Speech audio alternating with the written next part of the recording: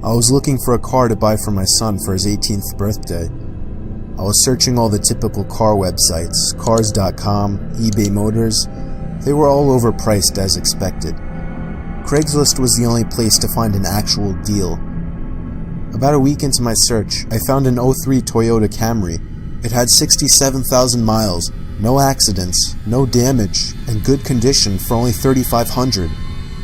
This seems like a steal for such a reliable car with such low mileage. The seller lived about 10 miles from me, which was a reasonable drive when looking for a car. I gave him a call to set up a time to come check it out. The man sounded normal on the phone. He assured me that there were absolutely no problems with the car. He introduced himself as Bob. I brought along $3,500 in cash, even though I planned on wiggling down the price as much as possible.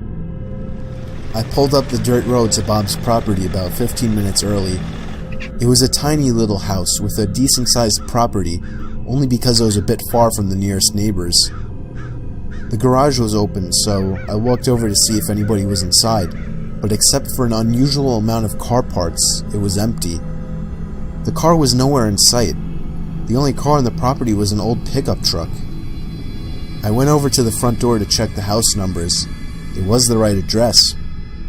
The doorbell button was missing, so I knocked on the front door.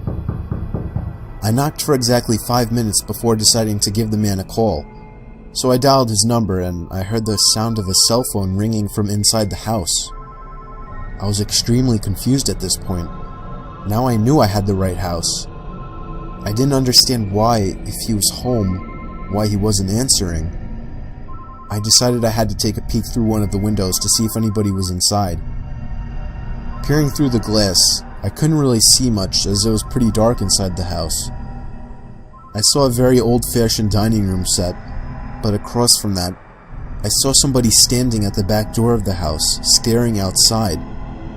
I figured that must have been Bob, so I knocked on the window, but he didn't even move. There was no gate or anything to the backyard. It was just a wide open yard since this wasn't a rural area. I simply walked around the house to the backyard. I didn't understand how he couldn't hear me. When I got to the back door, I made a shocking realization. The figure standing by the door was a taxidermied human being. I ran straight back the way I came and back to my car.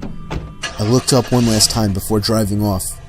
The blinds to the window I had peeked into had been shut, but I could see 2 of the blinds bent open. Somebody was at that window watching me. You can probably guess I had the gas pedal to the floor the whole way home. The whole situation still makes no sense. All the car parts, the fact that there was no Toyota Camry, the taxidermied human being. The fact that there was no car there leads me to believe that whoever that man wasn't planning on selling me anything. And that also leads to the disturbing thought that I was very close to becoming a lifeless statue staring out that man's back door.